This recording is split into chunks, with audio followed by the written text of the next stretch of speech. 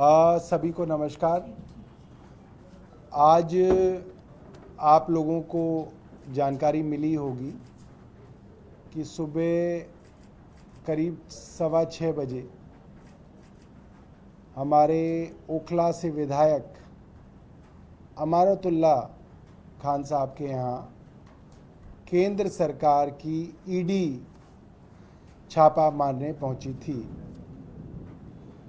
और ये बहुत चिंता की बात है पूरे देश के लिए कि किस तरीके से खुल्लम खुल्ला केंद्र सरकार की गुंडागर्दी चल रही है। ये गुंडागर्दी है। एक सड़ा गला मामला वक्फ बोर्ड में भर्तियों से जुड़ा हुआ मामला, उस मामले के अंदर वक्फ बोर्ड के उस समय के चेयरमैन और हमारे विधायक अमानतुल्लाह खान साहब को आरोपी बनाना, पहले शोर मचाना 2016 में कि एसीबी जांच कर रही है, एसीबी ने पूछताछ की, एसीबी ने गिरफ्तार भी किया और फिर उसी एसीबी के मामले के परखच्चे कोर्ट में उड़ गए जब कोर्ट ने उसको जमानत दी और कहा कि आपके इस मामले में कहीं पे भी ये आरोप नहीं लग रहा कि पैसे के लेन देन के आधार पे किसी को नौकरी दी गई। भाई नौकरी के अंदर यही तो गड़बड़ी की आप बार बार आरोप लगा रहे हैं कि पैसे लेके लोगों को भर लिया गया।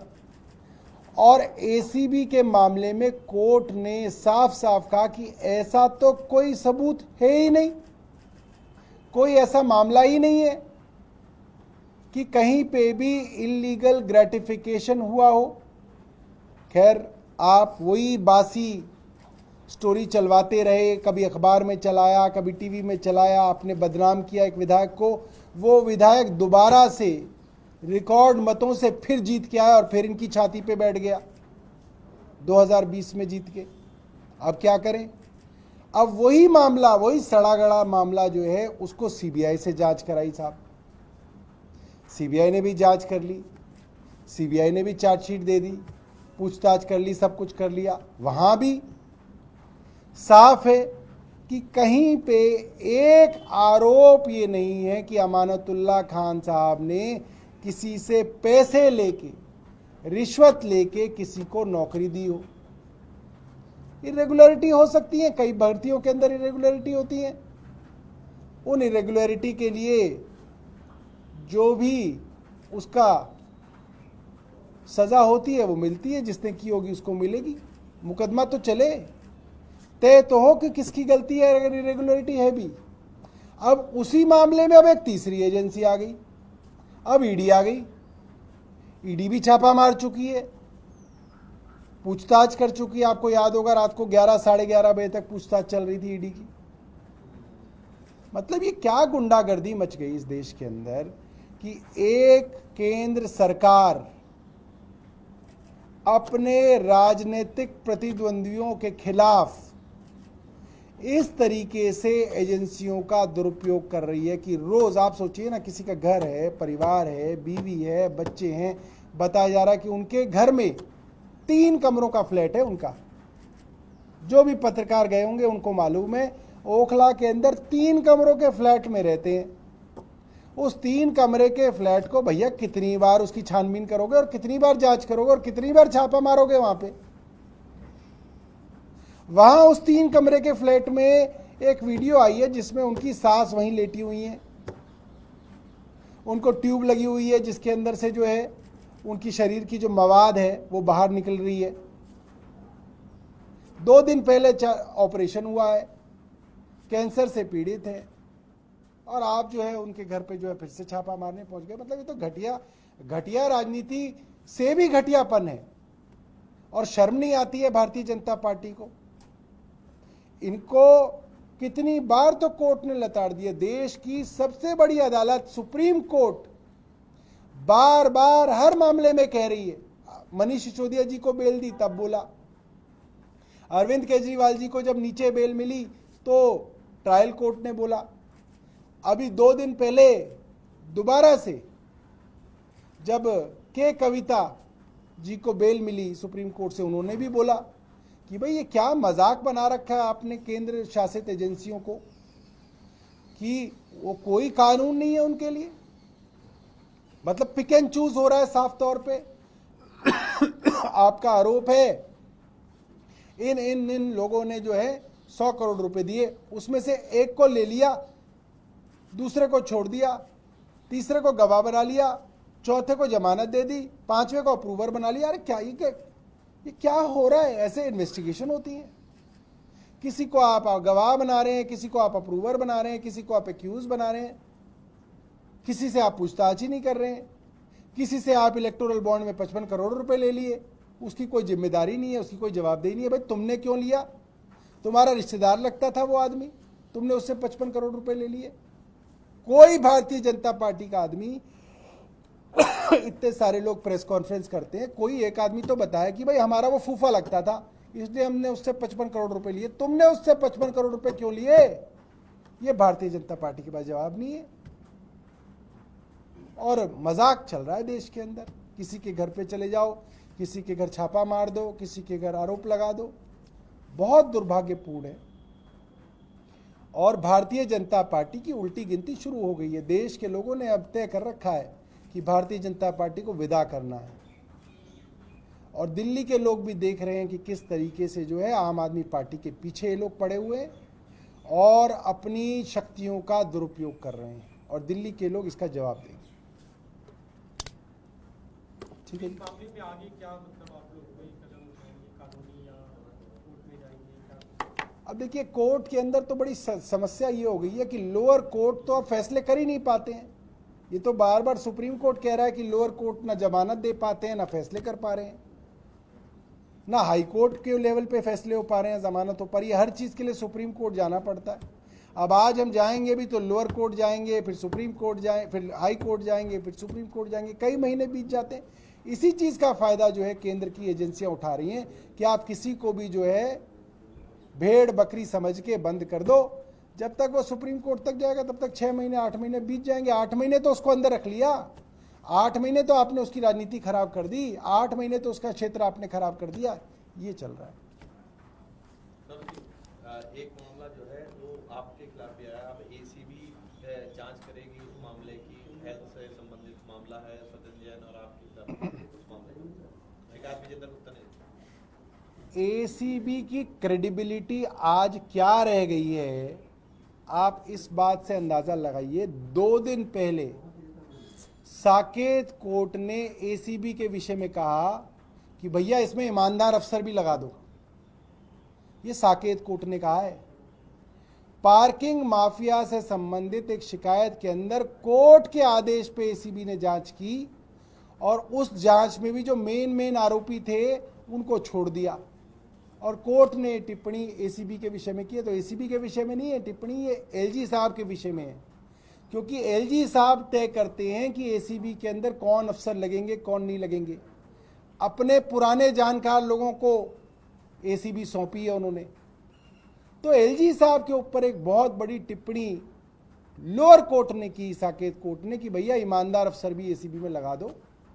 तो मुझे लगता है यही एक बहुत बड़ा जवाब है। अब एसीबी तो इनके घर की है, सीबीआई, एसीबी, ईडी इनके घर की है। ये जिसके ऊपर चाहे जो मुकदमा लगा ले, जो जांच कराना है करा ले। जो अदालत के बाद, अदालत के अंदर ट्रायल चलने के बाद जो फैसला होगा वो फैसले होते हैं। बाकी एसीबी, ईडी, सीबीआई तो खूब करते रहते हैं, करते रहे, उससे कोई फर्क नहीं पड़ने वाला। आरोप है अस्पतालों के निर्माण में खासतौर पर एलएनजी में जो नया ब्लॉक बना उसमें कुछ अनियमितता बरती गई, खासतौर पर फंड के मामले में जो विजेंद्र गुप्ता ने शिकायत दी थी। अब विजेंद्र गुप्ता पता नहीं कभी सरकार में काम कर पाए या नहीं कर पाए हैं। एमसीडी में काउंसलर थे इतना मुझे याद है, उसके बाद तो विधायक ही रहे हैं। उनको ये मालूम ही नहीं है कि ये फाइल, मैं 1.5 साल से जब से मंत्री हूं, मेरे पास तो ये फाइल कभी आई नहीं। एक बार ये फाइल मेरे पास आई, इसके निर्णय के लिए आया था, फाइल तो नहीं आई थी तब भी, कि भाई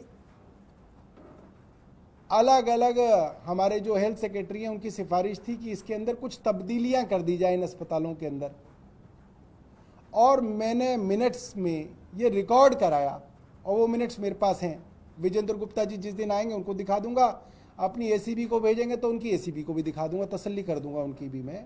मैंने उसके मिनट्स के अंदर ये रिकॉर्ड कराया कि भाई जिस चीज़ का टेंडर हुआ है उसको वैसे ही रहने दो, उसके अंदर कोई चेंज मत करो, वरना कोई चेंज करोगे तो कल जैसे कल, मुझे पहले से ही अंदाजा था विजेंद्र गुप्ता टाइप लोगों को, ये कल को फिर उछल के कूदेंगे कि जी ऐसे बदल दिया इसलिए जी इसके रेट बढ़ गए। तो भाई हमने तो उस फाइल पे कभी कुछ लिखा नहीं, और हमारा निर्णय रखा हुआ है कि जैसा जिस स्थिति के अंदर टेंडर किया उसको वैसे ही रखो।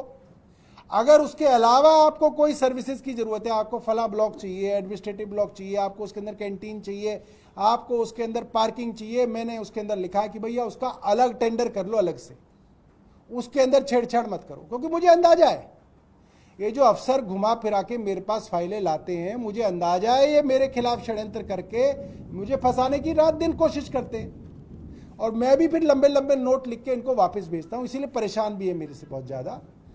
तो भैया ना तो वो मैंने टेंडर किया और ना उस टेंडर से संबंधित मैंने कोई जो है बदलाव किए। अब जिन अफसरों ने किया उनको फांसी पर लटका दो, मेरी बला से उनको लाल किले पे फांसी पे लटका दो। मैं कह रहा हूं विजेंद्र गुप्ता जी से लटका दो, मेरे उधर कुछ काम वाम तो है नहीं विजेंद्र गुप्ता को। सौरभ जी, हाल ही में राहुल गांधी ने यात्रा की थी डीटीसी बस में। अब उन्होंने सोशल मीडिया एक्स पर पोस्ट किया है कि डीटीसी कर्मचारियों से संवाद कर उनके दिनचर्या और समस्याओं की जांच करेंगे। न सामाजिक सुरक्षा, न स्थिर आय और न ही स्थायी नौकरी। कॉन्ट्रैक्चुअल मजदूरी के लिए एक बड़ी जिम्मेदारी के काम को मजबूरी के मुकाम पर पहुंचा दिया है, ये पोस्ट किया है। देखिए ये बात आप लोग तो जानते ही हैं, मुझे लगता है राहुल गांधी जी भी जानते होंगे क्योंकि देश के बड़े नेता हैं।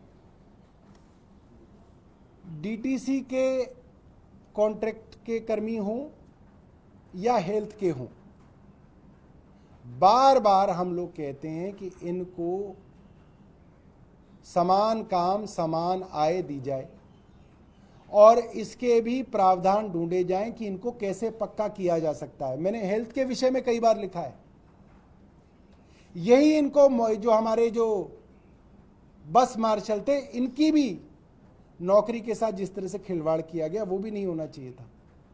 और डीटीसी के अंदर भी ये जो हमारे कॉन्ट्रैक्चुअल लोग हैं, सरकार को कोई नीति बनानी चाहिए कि इनको समान काम के लिए समान आय तो मिले ही और ये पक्के हो सकें, इसके लिए भी कोशिशें रहें।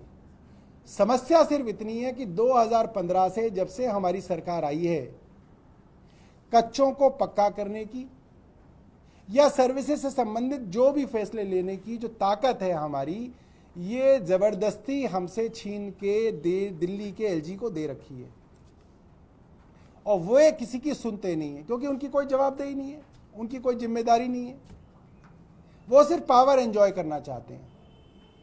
तो मैं इस बात से सहमत हूं कि इसके ऊपर काम होना चाहिए और एलजी साहब कुछ काम करें इस पे। सर, कल आपके जो पार्षद हैं रामचंद्र, उनको लेकर उनको भुआ करने की कोशिश की गई।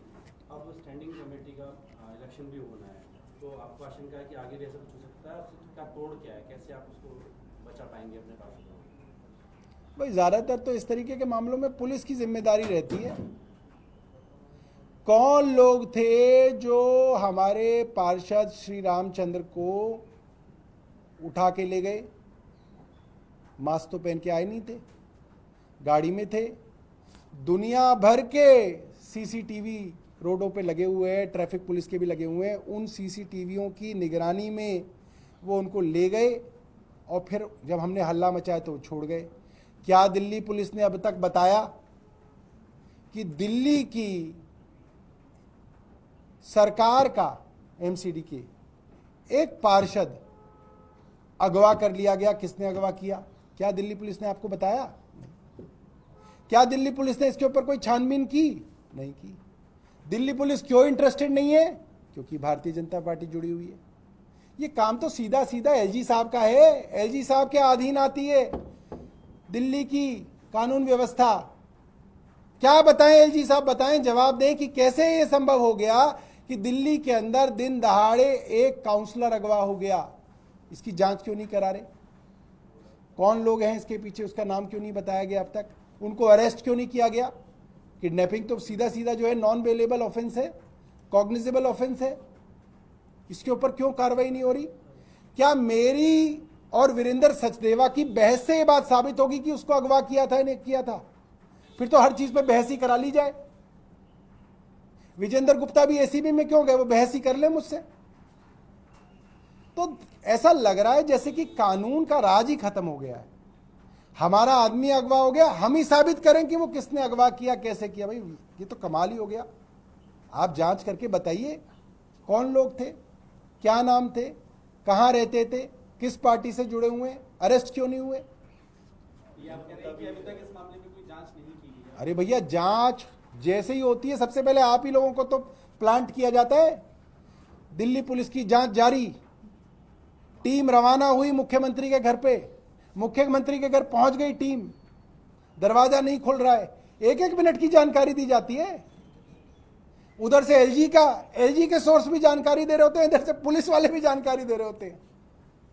अब ऐसे सो गए एलजी साहब कि उनको मालूम ही नहीं है कि भाई दिल्ली के अंदर एक पार्षद अगवा हो गया। इंटरनल टूट ना हो उसके लिए क्या रणनीति है? पार्षद भी 10 उधर ना गए, जैसे 5 गए थे तो एक ही वापस आया, 4 रह गए।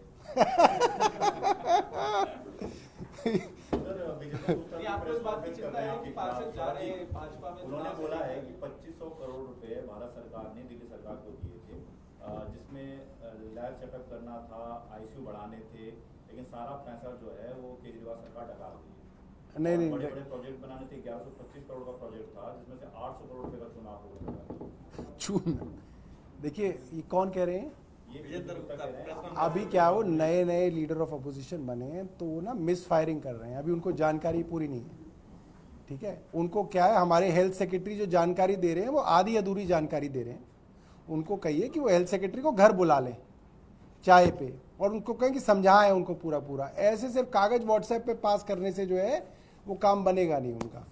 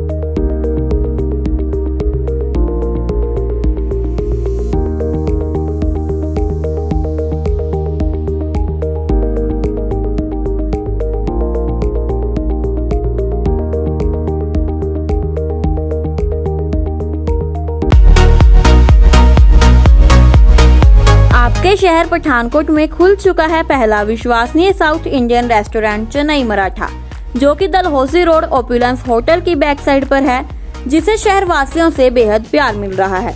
यहाँ पर सारा खाना शुद्ध शाकाहारी और अत्यंत स्वादिष्ट है। यहाँ की सर्विस बेहद अच्छी है। चेन्नई मराठा रेस्टोरेंट में बच्चों से लेकर बुजुर्गों तक के स्वाद अनुसार व्यंजन उपलब्ध है। यहाँ पर बर्थडे पार्टी और किट्टी पार्टी भी की जाती है। आप सभी से निवेदन है कि आप सभी भी एक बार अपने परिवार के साथ चेन्नई मराठा आएं और यहाँ के बेहद स्वादिष्ट खाने का आनंद लें।